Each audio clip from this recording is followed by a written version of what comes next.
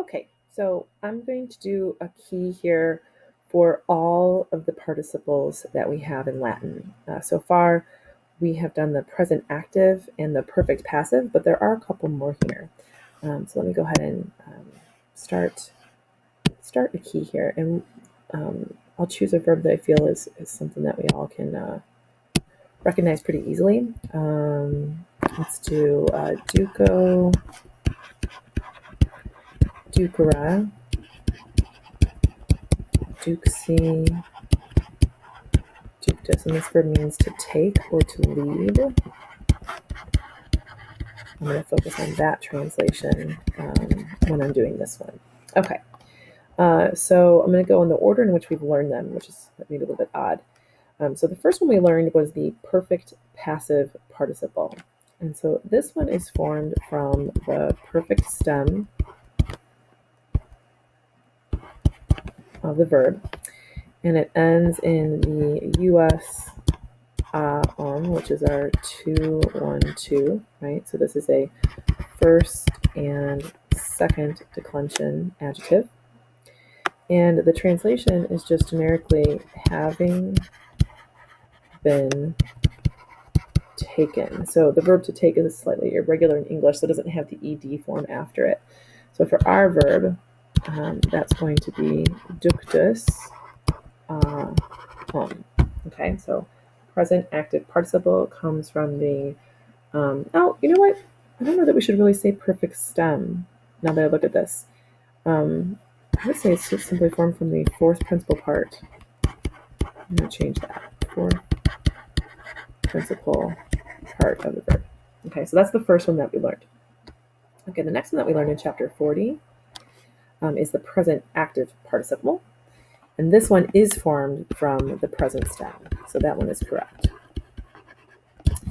And its endings, which we can kind of see in the word present here, is ns for the nominative form, and then ntis for the genitive form. And so because it's listed out like that, we know that this is a third declension adjective.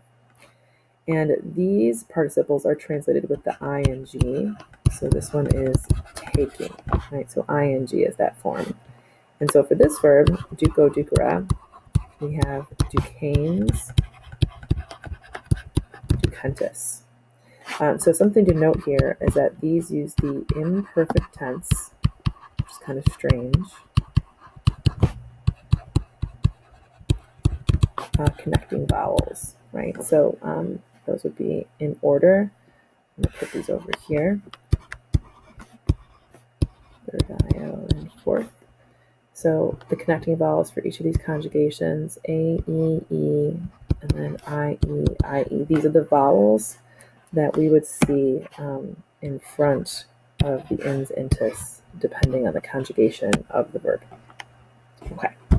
All right, so those two are review. Remember, they decline fully like adjectives, right? So they take every gender, number, and case, depending on what word they're modifying.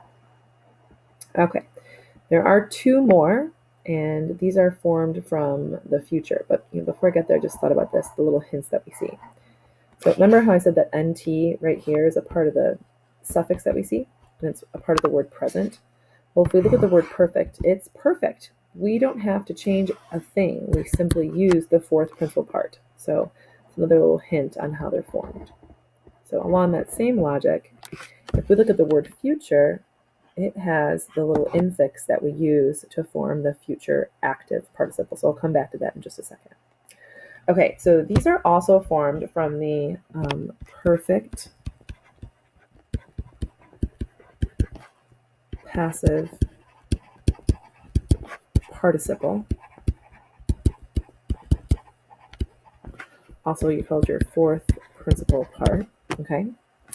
And that ending is where you see that suffix. So if we think of how ductus right here ends in us, we just add a ur in front of the us, the a, and the So we get something that looks like, oops, sorry, I just want to do the endings here. Urus, ura, urum. Because it ends in usa, this is also a 2-1-2 adjective. So for our verb, that looks like this: ducturus, ductura, ducturum. Now, this is a future participle, and up until this point, whenever we've had future, it's always been with the helping verbs will or shall. But these are not conjugated verb forms, these are participles. And so instead of using those helping verbs, we have two others that we'll use. So about to lead or take, or going to lead or take. So about to or going to are the two choices. Excuse me. Okay, so that's the one that Eke Ramani teaches you. So this square right here, I need to point out to you, it exists, it's very important, it's a very common form. Excuse me.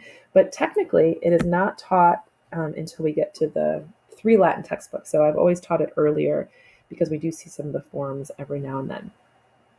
Okay, strangely, this one, like our present active participle, is in fact formed from the present stem. And its endings are ndus, nda, ndum, undus, unda, undum. That looks like let me fix that. So again, because it ends in 212, that's the declension that we have here. And it's the same translation that we see on the left-hand side, we just make it passive. So instead of someone being about to lead you, you are about to be led, or about to be taken. And a little bit more awkwardly in passive, but you can also say going to be taken. And this would be ducendus. Now, again, just like the present participle, these use the imperfect tense connecting tense when you're forming them. Okay, so the other term for this participle is also called in use, it's also called your gerundive. And we can see that ND form there. And so we will talk much more about gerundives later.